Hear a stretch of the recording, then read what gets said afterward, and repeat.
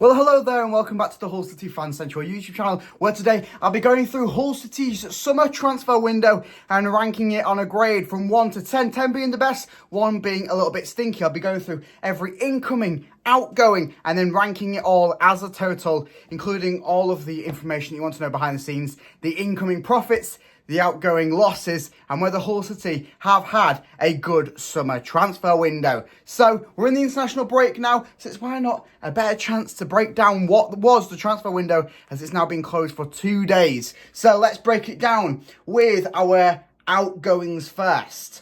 So, outgoings in no particular order. The biggest loss for Hull City, Jacob Greaves. Biggest gain also was Jacob Greaves. Jacob Greaves brought in a £21.5 million, a million euro profit from his fee from going to Ipswich. This transfer, it's a good one for Hull City. Good one for Jacob Greaves. I say good one for Hull City on a profit scale. Maybe we could have brought a bit more in considering the exposure that Jacob Greaves is getting at the moment in the Premier League.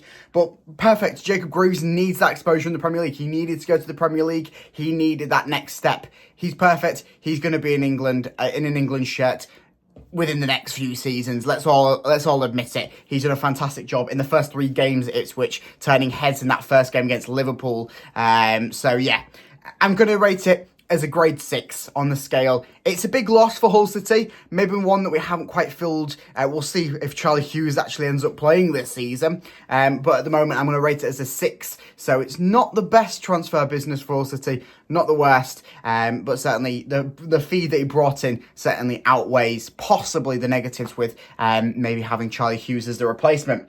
Jaden Philogene was another one that left us in this summer.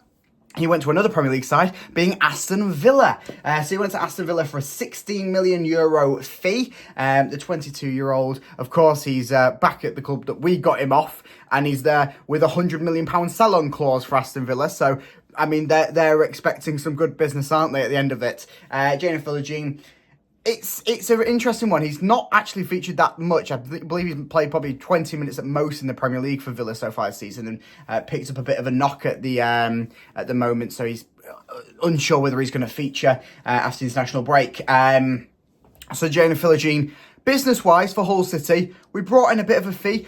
Probably could have got more. Aston Villa, I'm not 100% sure on what went on behind the scenes. I know Philogene wanted to go back to Villa and wanted to go back to the Premier League, and that's the discussion they had with Adrian. So I'm not 100% sure on the whole working out between the club and Aston Villa. But he's gone back there. It's a bit of a stinky deal for Hull City, I've got to admit. £16 million for a man who was producing when he was fit last season, who was producing in every other game or so, contributing with goals and assists. So, it's a bit of a stinky deal. Maybe could have seen Villa taking him back and then loaning him back to us or something if there wasn't going to be a plan for him this season. I presume there was, otherwise Philogene would not have gone to a Premier League club where he wasn't going to play, because he wants to play Premier League football. So, yeah, interesting deal. Only time will tell, really, on this one, whether it's benefited Jaden Philogene as much as he thinks so. But I'm going to give it a 4 on the rating scale. I think this has been a bit of a stinkier deal for Hull City. Ozan Tufan left Hull City. He went to Trabzonspor for €2 million. So, interesting one with Tufan. He wanted to go. It was one of the first transfers that happened without it being a contract, the contracts being up. So Tufan was one of the first players to leave Hull City. Went to Trabzonspor for €2 million. It's investment there. 29 years old, he's getting on a bit, 2 million. Maybe could have got a little bit more, but the fact that he was wanting to go to Turkey, the fact that he not necessarily wanted to be out of Hull City, but wanted to be back in his home country. And we know he had a few problems in the last sort of season or two with different family issues and stuff back in Turkey. So it's probably best for him to be going back to Turkey, playing there, playing with Trabzonspor that are competing in European football at the end of the day, aren't they? So it's fantastic for Ozan Tufan. It's been weird. I'm not 100% sure if this is right, but it looks like on some of the lineup graphics, he's been playing at right back. So yeah, a bit of an interesting and weird one, that. But Ozan Tufan, I'm going to give it a 5 on the rating scale. It's not good. It's not bad. I think that we've replaced him quite well. Of course, you've got that fan factor where he was a fan favourite. He drew the crowds in with being just Ozan Tufan. And I think that factor is going to take a little bit of time for maybe the likes of Marvin Mahelm and other players that we brought in this summer to possibly pull on that factor. Maybe they won't pull it on as far as Ozan Tufan being one of the first Turkish, if not the first Turkish player Hull City signed under Acun's reign. But yeah, a 5 on the rating scale. Not good, not bad, just meh. Oscar Estupiñán, one of the last, if not the last, outgoing this summer, I believe it was. Just a few days before the deadline shut, he went over to Mexico to join FC Juarez. That is now been announced as a €1 million fee. Same with Oscar. He wanted out. He saw that we brought in 2 new strikers. He felt his role was getting jeopardised, and so he wanted out. So Oscar Estupiñán left, went to Mexico. At the end of the day, he's a bit of a liability up at striker. Defenders very quickly found out how to defend against him in the Championship. He's not a striker at the moment built for the Championship. He was when he came because he brought a new factor that no one had seen. But as soon as he scored them 12, 13 goals to start that season when he made his debut for Hull City, beyond that, the defenders very quickly found out how to defend against him, and he wasn't getting too much of the ball, and the ball that he was getting, he could do nothing with because the way that the defence was set up against him. Hopefully, he has a good time over in Mexico. A €1 million in fee for him. I believe we signed him on a free transfer, so I believe that's all profit. Of course, not contributing to wages and stuff. But it's another player off the wage bill again. And to say that he probably wasn't going to get game time when you've got the likes of Chris Bedia, Mason Burstow. Mason Burstow I probably attribute to the same sort of level of player as Oscar Estupiñán. Obviously, Mason Burstow has a lot more to prove and is a lot more younger, so maybe boost it a bit higher up the ranking. But that deal there, I'm going to put it down as a 7 out of 10 for Hull City. I think it's probably one of the better deals outgoing that we've seen so far. Maybe could have increased the price a little bit more knowing what he has done over in South America on his loan last season. Ryan Alsop. Now, I did see Ryan Alsop a few weeks ago. I went down towards Birmingham for a few days away around the areas, and I bumped into him. Said, hello, Ryan, how are you doing? You good, mate? Yeah, all that stuff. And he seemed quite happy, of course, at his hometown club in Birmingham. In Birmingham, they've got an interesting project going on there. £10 million for a signing on deadline day, and it broke League One records, I believe. So interesting what they've got going on there. Whether they're booming on to try and get back up into the Championship, and then they're from there try and get back-to-back promotions. I'm not too sure, but they did pick up for just under £1 million for Ryan Alsop from Hull City. Positive for Hull City. Alsop wasn't going to play this season, let's be honest. After what was announced from Acun Ilıcalı saying that Alsop was massively hindering the side, he wanted Panda to be the number 1. And Panda, to be fair to him, he didn't have the better pre-seasons, but league-wise this season, he has been very, very strong. Probably one of Hull City's best players. Maybe struggling for number 1 off Louis Coyle, but certainly one of the top 2 players this season so far in the league for Hull City. So, Alsop out, bringing in a bit of cash, player off the wage bill, and opens up another goalkeeper slot where we have brought in 2 very, very good goalkeepers. So, for Hull City-wise, mainly for the fact that it's a goalkeeper off the books, I'm going to boost it up to a 7 rating. And obviously, I'm sure that a few Hull City fans would like to see the back of Ryan Alsop due to some of the negative reactions he was getting last season. But I'm not going to go too far into that because I believe that he was just doing the job that he was told by Liam Rosenior, and we won't dive into the past stories. Jason Lakilo. Now, he is the last one on here that have a reported down fee for Hull City. Lakilo, it didn't work out at Hull City, did it? He struggled to get going. He's gone over to CSKA Sofia. And, yeah, it's an all right deal at the end of the day. It's not going to be one. It's probably one that Hull City are going to go, right, yeah, we took a bit of a hit on bringing in Lakilo. 400k, that's all we got for him. I'm saying that's all we got from him. That's still quite a huge fee, but in sort of football transfer seems, that's not quite that big. So for Hull City wise, I am going to put it down as a a 4 on the rating scale, maybe pushing onto a 3 just because of the hit that we took on having Lokilo for so long and not contributing with that much. Coming into the free transfers now, these are a mixture of players that we've let leave on free. I'll come to Seri in a minute because that's one of the interesting cases. And then sort of players that we didn't have contract re-signs for and they've left, obviously. So Adama Traore, he left. He's now Ahmad SK. So Wise, it's another player off the waging book. We didn't renew his contract. No money to have been lost or gained, really, there. So Adama Traore, his outgoing, I'm going to give it a 6 because it frees up some wage bill that he was taking up. Seri is an interesting case. I felt like when I was doing this video, I don't really want to rate on Seri because the club was so nice to let him leave on a free transfer to Al Oraba, where he wanted to sort of leave and see a new adventure, see a new challenge. He's 33 years old now. He's not got too long before he does retire. So it's a very nice thing for the club to do, to let him and his family sort of move on to a new challenge. It's probably one of his final challenges over in the Saudi Pro League. So yeah, I am going to rate it. I'm going to give it a 7 rating. I think that's just based on sort of the man that Seri was. Maybe he didn't fit into Tim Walter's system, so it's probably quite all right getting rid of someone who took a large wage bill off for this season. So Seri, a 7 rating on the transfer fee. Ryan Woods, another player that didn't work for in Hull City shirt. Now, he spent last season out on loan and he's gone to Exeter City after leaving the club after not having a renewal of his contract. Free transfer, out, another player out, similar to Adama Traore. I'm going to give it a 6 rating.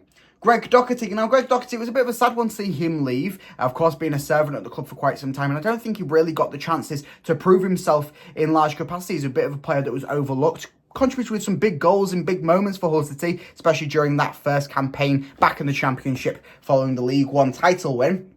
He did leave on the on not having a renewal of a contract, so a free transfer out. Joined Charlton. He's now Charlton's captain. Got a goal, I think, last week or the week beforehand, and he's doing quite all right over there. So wishing Greg Doherty all the best over at Charlton. But transfer-wise, it's a player off the wage books. Probably not that large of a wage bill for Greg Doherty, considering his contract was signed either freshly when we got promoted or still back when we was in League One. I'm not 100% sure on the contract situation there, but player out. It's a bit of a meh one again. 5 rating. Not a good transfer for Hull City, not a bad one for Hull City. Just a meh. It's Greg Doherty. He's out at Charlton. Yeah. Moving on to one of the older players, probably the oldest player we're going to talk about today, Billy Sharp. Now, Billy Sharp, once again, he was on a 1-year contract. He left. He's gone to join Doncaster, and he's grabbed about three goals so far for them this season. He's doing quite all right there. Of course, it's League 2 football. And Hull City, fun fact for you, Hull City's the only club that Billy Sharp has not scored a goal for. Every club that he's played for, he's scored at least 1 goal for, and Hull City has been the one that he hasn't. So a fun fact for you. I mean, it's not that fun for Hull City fans, but a fun fact nonetheless. Free transfer out. Billy Sharp did absolutely nothing at the club. He was brought in, maybe as that experience for the young strikers that we had at the time at the club. Whether he's contributed with that, of course, we'll talk about some of the loan players that left last season in a second. But yeah, get him out. Free transfer out. Nothing we could do on that one. So I am going to say it's a 5 rating for Hull City. Vaughan Coville, one of the young lads, featured a few times in senior capacity for Hull City. He left after not having his contract renewed, and it didn't really work for Coville at Hull City. He had an injury for the 22-23 campaign, so was out from like match week 2 or something of that season, with doing, I think it was his ACL or something like that. So he's gone to Las Vegas now, as he signed there from his free transfer out of Hull City. It's a bit of it's another one of these male ones. He didn't have a large wage bill. I believe he was still on his academy contract. So yeah, it's a very, very minute player off the wage bill, but it's another free space within the squad. So I'm going to give it a 5 rating. Of course, another meh. Matt Ingram, well, he knew he wasn't going to play this season after seeing Ryan Alsop leave and then seeing Ivo Panda being the number 1 and the rumours of Hull City searching down for some quite high calibre keepers. He left. We don't have a reported whether it's a fee or a free transfer out. On my little sheet here, I've just got a question mark. But he is at Oxford United in the Championship. I don't believe he's starting for Oxford. I'm not 100% sure on that. I've not been well versed on Oxford United's games so far this season. 30 years old, a player off the wage books. He did take a little bit of a chunk because he was a Champions League, a League One proven keeper when we signed him. So he did have quite a little decent chunk on the wage bill. So that's got rid of. And of course, another goalkeeper slot freed up for the likes of the two brilliant goalkeepers that we've brought in. So I'll just go through the players that we've loaned out. Brandon Fleming has gone out to Doncaster on loan, so he's still a Hull City player, just out on loan for the season. James Furlong, he's at AFC Wimbledon for the season, and Callum Jones is at Morecambe for the season.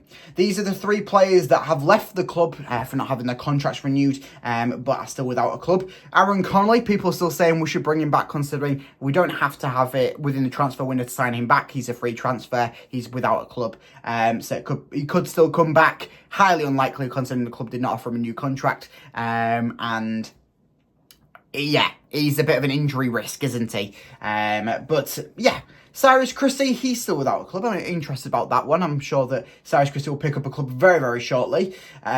He's a fantastic on his day. He was brilliant before the injury, but it was the injury that kind of put him down, and I'm sure that if he gets a new club, gets going somewhere, he can return to his form that he was before he suffered that injury. And Dave Robson, one of the Academy young goalkeepers, he's without a club, of course. We did lose some players. Fabio Carvalho, he was in on loan. We lost him. Noah Ohio, he was in on loan last season. We lost him. You've seen a little running theme. Liam Delap, he was in on loan last season. We lost him. So quite a few loan-in players last season that we obviously did not manage to keep a hold of. Definitely not going to keep hold of any of them. Liam Delap, of course, contributing with a goal for Ipswich so far this season. Fantastic goal it was. So let's go through Hull City's signing ins. And there's a lot of them, so I'm going to blaze through them quite quickly. So Balumi, one of the deadline signings, announced at 11 o'clock once the deadline is struck. We signed him for 5.5 million, the 22-year-old right winger from Farenzy. For Hull City, it's hard to judge whether it's a good signing or not so far because he hasn't actually played. Balumi, though, he comes with brilliant records. His dad is a legend of somewhat over in his home country. So I'm sure that his son, Mohamed Balumi, will contribute just as much as his father has done. And so I'm going to give it a 6 rating at the moment. Could very much go higher depending on what Balumi does for the club. Giles, we did turn his loan to a permanent for 5.3 million from Luton.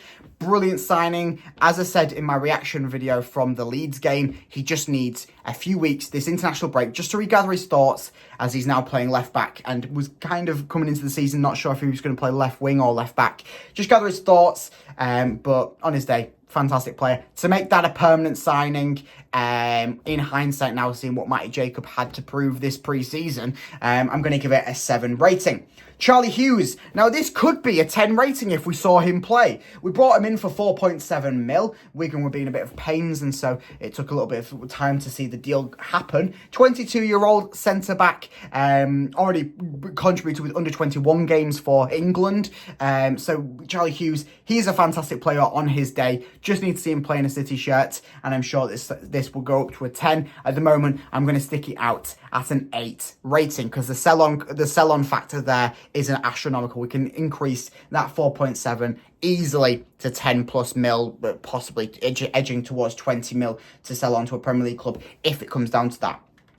Liam Miller, we got him from FC Basel for 3.5 million. Now, this is seeming like a fantastic deal for Hull City. I'm going to give it a 7 straight up without even talking about what he's contributed with so far and what he can contribute further on down the line. He's certainly seeming like a very, very good replacement for Jayden Philogene. Maybe not quite the player Jayden Philogene was. I'm not saying that by any means, but Liam Miller, certainly week in, week out, he can contribute with stuff, just needs to work into that Volta style of football.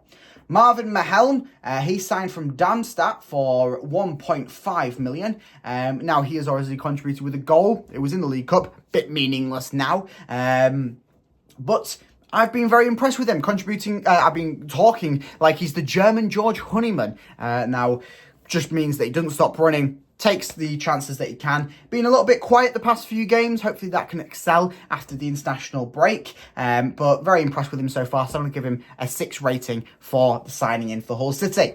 One from Chelsea's academy here. I'm sure they're wanting to ship off quite a few players. So we did get Mason Burstow for a fee of 2.35 million. Maybe looking at that being quite a bit high, considering what Mason Burstow didn't do last season at Sunderland, only grabbing 1 goal in, I think, 40 or 50 appearances for Sunderland last season. And the goal that he scored was a tap-in header, pretty much.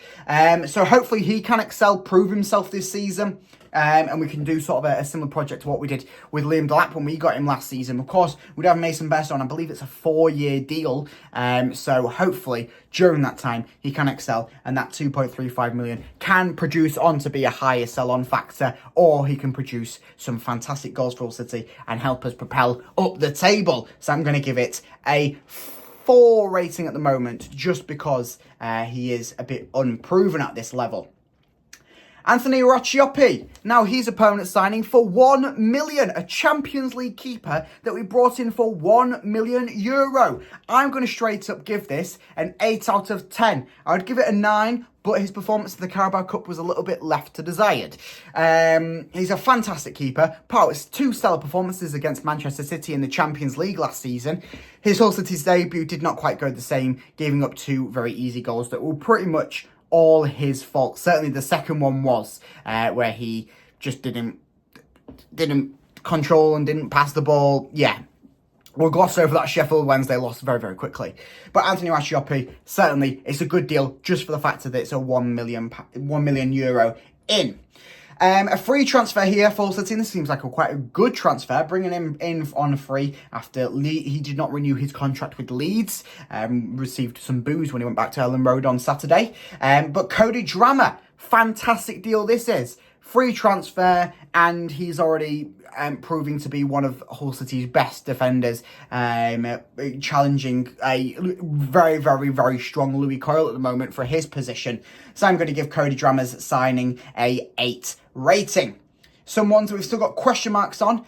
Casey Palmer in from Coventry. Now this one, we haven't seen too much of him. Hard to judge it, so I'm just going to go with a 6 rating, just because he comes in with experience, and I believe that he is the oldest signing in for Hull City at 27 years old. So certainly bringing in some experience into that attacking midfield for quite a lot of them young players. Abu Kamara, one that we brought in after the deadline. Well, it was announced after the deadline. Certainly the deal was in before the deadline, otherwise he wouldn't be a Hull City player. Abu Kamara, 21-year-old in from Norwich. No transfer fee announced for this one yet, but Kamara certainly got loads to prove. Last season was doing quite well out at Portsmouth as they won the League One title and was a big part of that, playing majority of the games, if not all of them, I believe. And Abu Kamara comes to Hull City. We'll see what he can do. Another right winger, so he's going to have to challenge for his spot. And he's already produced some stuff so far this season for Norwich. I believe he got a goal and assist or 2 goals or something like that in the League Cup for Norwich in their first round. So certainly got something to prove, and hopefully it can be a good one. Without knowing the transfer fee, it's hard to evaluate Abu Kamara's signing. So I'm just going to go with a 5. Meh. We'll see when he plays. And of course, when that deal comes out. Some of the loan-in transfers to our 5 ones. We've got Carl Rushworth in from Brighton. Another goalkeeper. 3 amazing goalkeepers that all could be playing at a very, very high level. They're playing at Hull City in the Championship. So it's fantastic, this. So Carl Rushworth, bringing in from Brighton. Quite a few teams after him. And apparently was after him last summer. So it's interesting to see that he was one that was after again this summer after signing Racioppi already. So Carl Rushworth, loan-in transfer, and I'm going to give it a 7 rating. Gustavo Puerta, he's got quite a bit to prove, coming in from Bayer Leverkusen, the German champions. 21 years old, and speaking to sort of some Colombian fans and bits, he's got a bit to prove after not having the best of time over at Bayer Leverkusen. This one is a loan with an option to buy. So we'll see whether that deal benefits Hull City, and if it doesn't matter. He can return back to Bayer Leverkusen, and we have no worries about it. So for that factor, it's a 7 rating. Oscar Zambrano, similar one. A little bit of a tricky case with Oscar Zambrano that I won't quite go into, but if you know what I'm on about, you know what I'm on about. Oscar Zambrano comes with a few difficult factors, but he could be a permanent Hull City player at the end of the season if these difficult factors don't come too difficult. 20 years old, Ecuadorian, and he's got lots in the tank, and I'm sure that he can prove to be a fantastic player at this level. Loan and transfer for now, so it's all free. So for that, an 8 rating. Chris Bedia, 28 years old, coming in for Union Berlin. Loan in transfer with an option to buy. Chris Bedia, he seems like the number one striker at the moment at the club. And I was convinced that he was going to score on Saturday against Leeds. I'm sure that Chris Bedia's time will come and he will grab the goals for Hull City. I can see him maybe grabbing 6, 7, possibly 8 before we see the transfer window open up in January. So for Hull City, I'm going to give it a 7 rating. Finley Burns, the last loan in. This one does not have any option to buy or anything, so he's going back to Man City at the end of the season. Finley Burns hasn't featured an awful lot. He's been in substitute appearances so far this season. From what we've seen, he's quite all right. From what we saw last season, where he's in League One, I believe, he seemed all right. So Finley Burns, I'm going to give it a 6 rating. Hopefully that he can do his job this season. And that's all we ask of him. So that is it. That is all of the Hull City signings. Before we rank how good or bad this Hull City transfer window was, let's have a look at the transfer record with all the fees. So incoming, 23 arrivals for Hull City. That's including loans, permanents. Sorry, it's not 23. It is in fact 17, I believe. And that is for a, 23 departures for Hull City. I've completely messed it up here. 23 departures. So 23 players have left, I believe, if the stats are all correct, bringing us a profit of 41.88 million euro. So 41.88 million is in the green. The reds, so the players that we brought in, 23.85 million, meaning Hull City have gained 18.03 million euro. The squad, the depth-wise, seem to be in a far better state. Whether the overall talent is, that remains to be seen, as Tim Volter can hopefully, over the next few weeks before we return to football action against Sheffield United in the league, hopefully he can get things going and we can see some positives, and hopefully the squad can excel to the heights that last season's squad did not, and proving that this transfer window was one of the best. At the moment, from what I've seen, from what the stats say, and from what the money says, I am going to give it a 8 out of 10 on the overall scale. So 8 out of 10 is my Hull City summer transfer window review and rating. Let me know down in the comments what your rating is, whether you think I'm overhyped on some of the players, I'm underhyped on some of the players. Let me know down in the comments. Make sure you do like and subscribe to the YouTube channel, as I will keep you up to date on everything Hull City, as we're going to have a fun season, aren't we, with some of these players, and hopefully in January we see quite a few more signings that can make us very, very excited. So I will see you in the next video. Up the Tigers, go on.